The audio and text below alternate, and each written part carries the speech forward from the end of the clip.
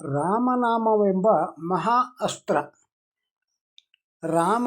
ರಾಮಾಯಣದಲ್ಲಿ ಶ್ರೀರಾಮನ ಅಶ್ವಮೇಧ ಯಾಗದ ಕುದುರೆಯು ಎಲ್ಲ ಕಡೆ ಜಯಭೇರಿಯನ್ನು ಬಾರಿಸುತ್ತಾ ವಾಲ್ಮೀಕಿ ಮಹರ್ಷಿಗಳು ವಾಸವಾಗಿದ್ದ ಅರಣ್ಯದ ಬಳಿಗೆ ಬಂದಿತು. ಅಲ್ಲಿ ತರಬೇತಿಯನ್ನು ಪಡೆಯುತ್ತಿದ್ದ ರಾಮನ ಮಕ್ಕಳಾದ ಲವ ಮತ್ತು ಕುಶರು ಅಶ್ವಮೇಧ ಯಾಗದ ಕುದುರೆಯನ್ನು ಹಾಗೂ ಅದರ ಮೇಲೆ ಬರೆದಿರುವ ಘೋಷಣೆಯನ್ನು ಗಮನಿಸಿದರು.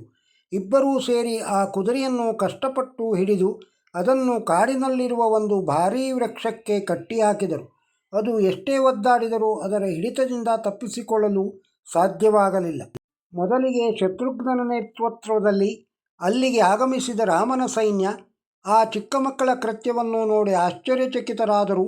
ಅವರು ಮಕ್ಕಳ ಬಳಿ ಹೋಗಿ, ಮಕ್ಕಳೇ, ಏನು ಮಾಡುತ್ತಿದ್ದೀರಿ? ಇದು ಶ್ರೀರಾಮಚಂದ್ರನ ಕುದುರೆ. ಇದನ್ನು ನೀವು ಕಟ್ಟಿಹಾಕಿದ್ದೀರಿ ಎಂದರೆ ರಾಮನನ್ನೇ ಯುದ್ಧಕ್ಕೆ ಆಹ್ವಾನಿಸಿದಂತೆ. ಶ್ರೀರಾಮನನ್ನು ಎದುರಿಸಿ ಯಾರಿಗೂ ಯುದ್ಧ ಮಾಡಲು ಅಥವಾ ಗೆಲ್ಲಲು ಸಾಧ್ಯವಿಲ್ಲ. ನೀವಿನ್ನೂ ಚಿಕ್ಕ ಮಕ್ಕಳು. ಕುದುರೆಯ ಕಟ್ಟುಗಳನ್ನು ಬಿಚ್ಚಿ ನೀವು ಮಾಡಿದ ಕೃತ್ಯಕ್ಕೆ ಕ್ಷಮಾಪಣೆಯನ್ನು ಕೋರಿಕೊಳ್ಳಿ ಎಂದು ಬುದ್ಧಿವಾದ ಹೇಳಿದರು. ಆ ಸೈನಿಕರ ಪೊಳ್ಳು ಮಾತುಗಳಿಗೆ ಬೆದರದ ಲವಕುಶರು ಅದರ ರಕ್ಷಕರಾಗಿ ಬಂದಿದ್ದ ಶತ್ರುಘ್ನನ ಬಳಿ, ಮಹಾರಾಜ, ನೀನು ಈ ಕುದುರೆಯ ರಕ್ಷಕನಾಗಿ ಬಂದಿದ್ದೀಯ. ಸಾಧ್ಯವಿದ್ದರೆ ಅದರ ಮೇಲಿನ ಒಕ್ಕಣಿಕೆಯಂತೆ ನಮ್ಮೊಡನೆ ಕಾದಾಡಿ ಅದನ್ನು ರಕ್ಷಿಸಿಕೊ. ಸುಮ್ಮನೆ ಮಾತನಾಡಬೇಡ. ನಾವು ಯಾವ ಕಾರಣಕ್ಕೂ ಅಶ್ವವನ್ನು ಬಿಟ್ಟುಕೊಡುವುದಿಲ್ಲ ಎಂದರು. ಇದರಿಂದ ಉಗ್ರ ಕುಪಿತನಾದ ಶತ್ರುಘ್ನನು, ಎಲೈ ಮಕ್ಕಳೇ, ಯುದ್ಧವೆಂದರೆ ಏನೆಂದು ತಿಳಿದಿದ್ದೀರಿ? ಬಾಯಿಗೆ ಬಂದ ಹಾಗೆ ಹರಟಬೇಡಿ. ಮೊದಲು ನನ್ನ ಕುದುರೆಯನ್ನು ಬಿಚ್ಚಿ, ಇಲ್ಲದಿದ್ದರೆ ನನ್ನ ಬಾಣದ ರುಚಿಯನ್ನು ನೋಡಬೇಕಾದೀತು ಎಂದು ಗದರಿಸಿದರು. ಆದರೆ ಲವಕುಶರು ಅವನ ಮಾತುಗಳಿಗೆ ಸೊಪ್ಪು ಹಾಕದೆ, ಮಹಾರಾಜ, ಸುಮ್ಮನೆ ಒಣ ಮಾತುಗಳನ್ನು ಆಡಬೇಡ. ಸಾಧ್ಯವಾದರೆ ನಿನ್ನ ಕುದುರೆಗಳನ್ನು ಬಿಡಿಸಿಕೋ ನೋಡೋಣ ಎಂದು ಸವಾಲು ಹಾಕಿದರು. ಇದರಿಂದ ಕೋಪಗೊಂಡ ಶತ್ರುಘ್ನನು, ಲವಕುಶರೇ, ಸಾಧ್ಯವಾದರೆ ಈ ಬಾಣವನ್ನು ಎದುರಿಸಿ ನೋಡೋಣ ಎನ್ನುತ್ತಾ ಮೃದುವಾದ ಒಂದು ಬಾಣವನ್ನು ಅವರತ್ತ ಪ್ರಯೋಗಿಸಿದನು. ಅವರು ತಕ್ಷಣವೇ ಅದನ್ನು ತಮ್ಮ ಪ್ರತಿಬಾಣದಿಂದ ಪುಡಿ ಮಾಡಿದರು. ನಂತರ ಲವಕುಶರು ಅವನ ಮೇಲೆ ಸತತವಾಗಿ ಬಾಣಪ್ರಯೋಗ ಮಾಡಿದರು. ಹೀಗೆ ಅವರಿಬ್ಬರ ನಡುವೆ ಕಾದಾಟ ನಡೆಯಿತು. ಕೊನೆಗೊಮ್ಮೆ ಅವರ ಹೊಡೆತವನ್ನು ತಡೆದುಕೊಳ್ಳಲಾಗದೆ ಶತ್ರುಘ್ನ ಹಾಗೆ ನೆಲಕ್ಕೆ ಉರುಳಿದ. ಶತ್ರುಘ್ನನಂಥ ವೀರರು ಚಿಕ್ಕ ಮಕ್ಕಳಿಂದ ಸೋಲನ್ನು ಅನುಭವಿಸಿದ್ದಾನೆ ಎಂಬುದನ್ನು ರಾಮನಿಂದ ನಂಬಲಿಕ್ಕೆ ಆಗಲಿಲ್ಲ. ಅವನು ತಕ್ಷಣವೇ ಲಕ್ಷ್ಮಣನನ್ನು ಹೋಗಲು ಆದೇಶಿಸಿದನು. ರಾಮನ ಆದೇಶದಂತೆ ಲಕ್ಷ್ಮಣನು ರಣರಂಗಕ್ಕೆ ಆಗಮಿಸಿದ. ಅವನು ಶತ್ರುಘ್ನನಂತೆ ಲವಕುಶರಿಗೆ ಬುದ್ಧಿವಾದ ಹೇಳುತ್ತಾ ಅಶ್ವಗಳನ್ನು ಬಿಡುವಂತೆ ಆಗ್ರಹಿಸಿದ. ಆದರೆ ಅದಕ್ಕೊಪ್ಪದ ಲವಕುಶರು, ಸುಮ್ಮನೆ ಬಿಡಲು ಸಾಧ್ಯವಿಲ್ಲ. ಸಾಧ್ಯವಿದ್ದರೆ ಯುದ್ಧ ಮಾಡಿ ಬಿಡಿಸಿಕೊ ಎಂದು ಆಹ್ವಾನ ನೀಡಿದರು. ಆದರೆ ಯುದ್ಧ ಮಾಡಲು ಹೋದ ಲಕ್ಷ್ಮಣನು ಅವರನ್ನು ಎದುರಿಸಲಾಗದೆ ಹಾಗೆ ಅವರ ಹೊಡೆತದಿಂದ ಮೂರ್ಛಿತನಾಗಿ ಕೆಳಕ್ಕೆ ಬಿದ್ದನು. ನಂತರ ಶತ್ರುಘ್ನನ ನೇತೃತ್ವದಲ್ಲಿ ಆಗಮಿಸಿದ ಹನುಮಂತ ಮುಂತಾದ ಒಬ್ಬೊಬ್ಬ ವೀರರು ಲವಕುಶರ ಜೊತೆಗೆ ಕಾದಾಡಿ ಸೋತು ಹಾಗೆ ನೆಲಕ್ಕುರುಳಿದರು. ಈ ಸುದ್ದಿಯನ್ನು ಕೇಳಿ ಹತಾಶನಾದ ರಾಮನು ಭರತನನ್ನು ಕಳಿಸಿದನು. ಭರತ ಹಾಗೂ ಲವಕುಶರ ನಡುವಿನ ಕದನ ಜೋರಾಗಿಯೇ ಮುಂದುವರೆಯತೊಡಗಿತು. ಲವಕುಶರ ಬಾಣಗಳನ್ನು ಎದುರಿಸಲಾಗದೆ ಒಂದೆರಡು ಬಾರಿ ಭರತನೂ ಯುದ್ಧದಿಂದ ಹಿಮ್ಮೆಟ್ಟಬೇಕಾಯಿತು. ಅದರಿಂದ ಕತಿಗೊಂಡ ಭರತನು ಒಂದು ಬಾರಿ ಪ್ರಚಂಡವಾಗಿ ಕುಶನ ಮೇಲೆ ಆಕ್ರಮಣ ಮಾಡಿದ.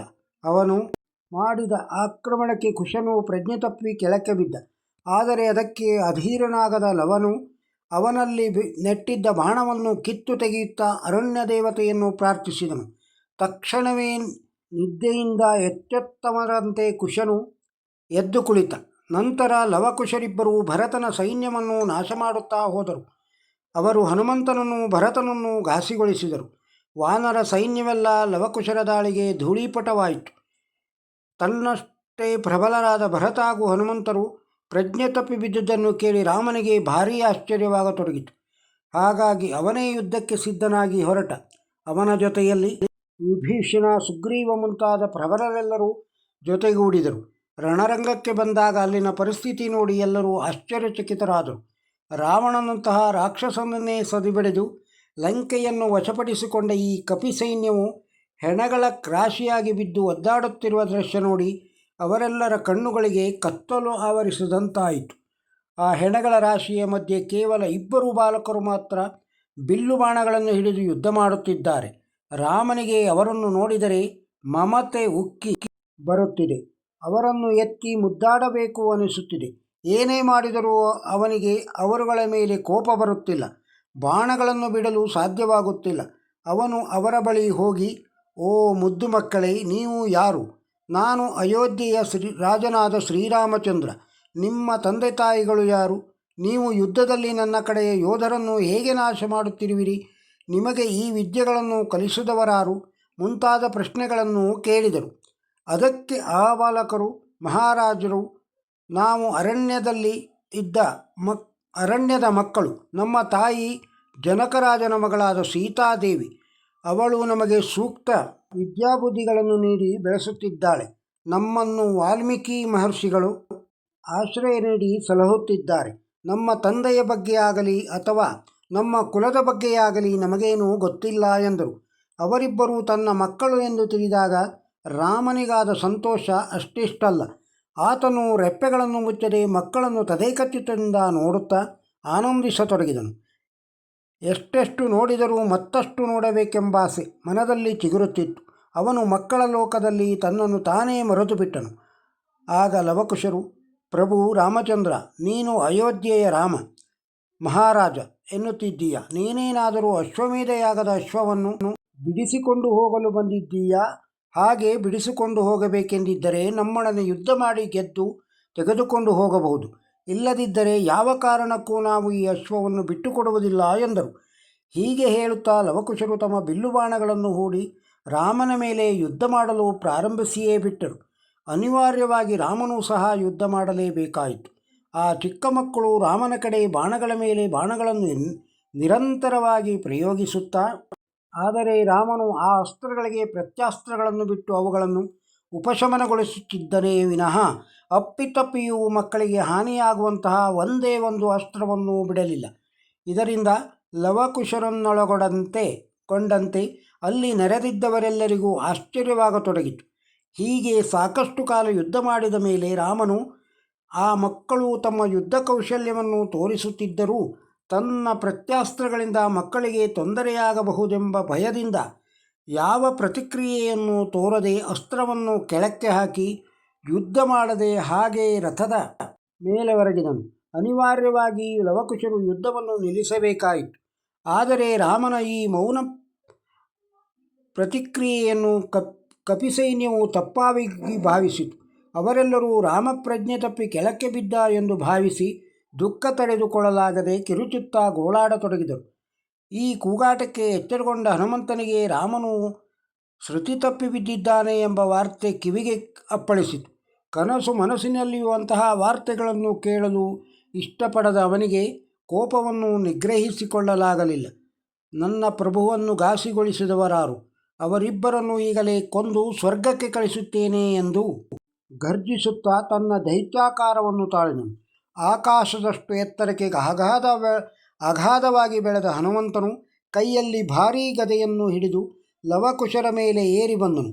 ರಾಮನನ್ನೇ ಗೆದ್ದೇವು ಎಂಬ ಉತ್ಸಾಹದಲ್ಲಿದ್ದ ಲವಕುಶರು ಗಗನದಲ್ಲಿ ಹಾರಿ ಬರುತ್ತಿರುವ ಆ ವಿಚಿತ್ರಾಕೃತಿಯನ್ನು ನೋಡಿ ಬೆದರಿ ಹೋದರು.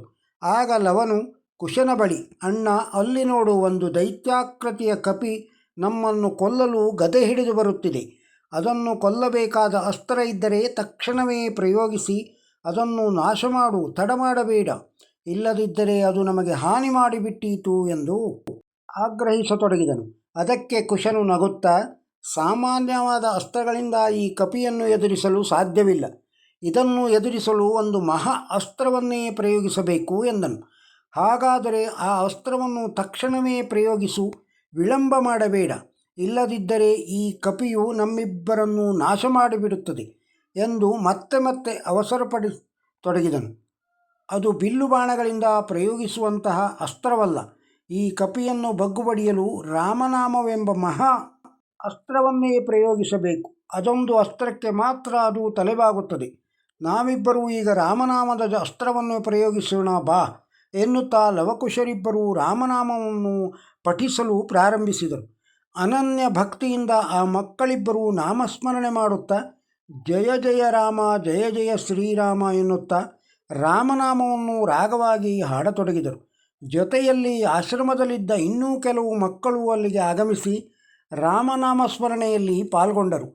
ಆ ಇಂಪಾದ ರಾಮನಾಮವನ್ನು ಕೇಳಿದ ತಕ್ಷಣ ಪರ್ವತಾಕಾರದಲ್ಲಿ ಬೆಳೆದಿದ್ದ ಹನುಮಂತನ ದೇಹವು ಅಲ್ಲೇ ನಿಂತಿತು. ನಂತರ ಅದರ ಆ ದೈತ್ಯಾಕಾರವಾದ ದೇಹವು ಕುಗ್ಗುತ್ತಾ ಕುಗ್ಗುತ್ತಾ ಕೊನೆಗೆ ಅದೊಂದು ಚಿಕ್ಕ ಕಪಿಯಾಗಿ ಮಾರ್ಪಾಡಾಯಿತು. ಅದೂ ಕೂಡ ಲವಕುಶರ ಜೊತೆಗೆ ರಾಮನಾಮವನ್ನು ಪಠಿಸತೊಡಗಿತು. ಆ ಕಠೋರವಾದ ಯುದ್ಧರಂಗದ ವಾತಾವರಣ ಭಕ್ತಿಯ ಅಂಗಳವಾಗಿ ಮಾರ್ಪಾಡಾಯಿತು. ಅಲ್ಲಿ ನೆರೆದಿದ್ದ ಮಂದಿಯೆಲ್ಲ ರಾಮನಾಮದ ಪಠಣದಲ್ಲಿ ತಲ್ಲೀನರಾಗಿ ಹೋಗಿದ್ದರು. ಲವಕುಶರು ಆ ಕಪಿಯ ಕೈಗಳನ್ನು ಕಟ್ಟಿ ತಮ್ಮ ತಾಯಿಗೆ ತೋರಿಸಲು ಕರೆದುಕೊಂಡು ಹೊರಟರು. ಆದರೆ ರಾಮನ ಧ್ಯಾನದಲ್ಲಿದ್ದ ಹನುಮಂತನಿಗೆ ಅದಾವುದೂ ಗೊತ್ತಾಗಲೇ ಇಲ್ಲ. ಅವನು ರಾಮನ ಭಜನೆಯಲ್ಲೇ ತಲ್ಲೀನನಾಗಿ ಹೋಗಿದ್ದ. ಹೀಗೆ ಲವಕುಶರು ತಮ್ಮ ಜಯದ ವಾರ್ತೆಯನ್ನು ತಾಯಿ ಸೀತಾದೇವಿಗೆ ವರದಿ ಮಾಡಲು ಭಜನೆ ಮಾಡುತ್ತಾ ಮಾಡುತ್ತಾ ಆಶ್ರಮದ ಕಡೆಗೆ ಹೊರಟರು. ರಾಮನನ್ನೊಳಗೊಂಡಂತೆ ರಾಮಸೇನೆಯ ಅಪಜಯ, ನಾಶ, ದುಃಖ ಎಲ್ಲವನ್ನೂ ಮರೆತ ಹನುಮಂತನು ಲವಕುಶರ ಹಿಂದೆ ರಾಮಭಜನೆ ಮಾಡುತ್ತಾ ವಾಲ್ಮೀಕಿ ಮಹರ್ಷಿಗಳ ಆಶ್ರಮದ ಕಡೆಗೆ ಹೊರಟನು.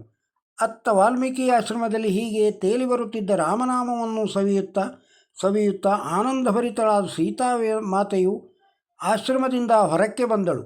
ಆದರೆ ಅಲ್ಲಿ ಕಾಣಿಸಿದ್ದೇನು? ತನ್ನ ಪರಮಭಕ್ತನೂ ಪ್ರಾಣಸ್ನೇಹಿತನೂ ಆದ ಹನುಮಂತನು ರಾಮನಾಮವನ್ನು ಭಕ್ತಿಯಿಂದ ಪಠಿಸುತ್ತಾ ತನ್ನ ಮಕ್ಕಳ ಜೊತೆಗೆ ಆಗಮಿಸುತ್ತಿದ್ದನು. ಅತ್ತ ಹನುಮಂತನೂ ಸಹ ಸೀತೆಯನ್ನು ನೋಡಿದ ತಕ್ಷಣ ಆನಂದವನ್ನು ತಡೆದುಕೊಳ್ಳಲಾಗದೆ ಓಡಿಬಂದು ಅವಳ ಚರಣಗಳಿಗೆ ಎರಗಿದನು. ತನಗಾದ ಸಂತೋಷವನ್ನು ತಡೆದುಕೊಳ್ಳಲಾಗದೆ ಸೀತಾದೇವಿಯು ಹಾಗೆ ಚರಣಗಳ ಎರಗಿದ ಹನುಮಂತನನ್ನು ಪ್ರೀತಿಯಿಂದ ಹಿಡಿದೆತ್ತಿದಳು. ಈ ರೀತಿಯಲ್ಲಿ ಆಕಸ್ಮಿಕವಾಗಿ ಭೇಟಿಯಾದ ಹನುಮಂತ ಮತ್ತು ಸೀತಾದೇವಿಯರ ಸಂಗಮ ಆಶ್ರಮವಾಸಿಗಳಿಗನ್ನೆಲ್ಲ ಸಂತೋಷದ ಕಡಲಿನಲ್ಲಿ ಮುಳುಗಿಸಿತು. ನಂತರ ಸಂತೋಷಕೂಟದಲ್ಲಿ ಭಾಗವಹಿಸುವ ಸರದಿ ರಾಮ ಮತ್ತು ಅವನ ಪರಿವಾರಕ್ಕಾಯಿತು. ಎಲ್ಲರೂ ಅಯೋಧ್ಯೆಯ ಮಕ್ಕಳನ್ನು ಅಪ್ಪಿಕೊಳ್ಳುತ್ತಾ ಆನಂದ ಬಾಷ್ಪವನ್ನು ಸುರಿಸಿದರು. ಈ ವಿಡಿಯೋದಲ್ಲಿರುವ ಕತೆ ನಿಮಗೆ ಇಷ್ಟವಾಗಿದ್ದರೆ ಒಂದು ಲೈಕ್ ಕೊಡಿ. ಇದನ್ನು ಇತರರಿಗೂ ಶೇರ್ ಮಾಡಿ. ನಮ್ಮ ಚಾನಲ್ಗೆ ಸಬ್ಸ್ಕ್ರೈಬ್ ಆಗದೇ ಇದ್ದರೆ ಸಬ್ಸ್ಕ್ರೈಬ್ ಆಗಿ ಹಳೆ ವಿಡಿಯೋಗಳನ್ನು ನೋಡಿ. ಮತ್ತೊಂದು ವಿಡಿಯೋದೊಂದಿಗೆ ಸಿಗೋಣ. ನಮಸ್ಕಾರ.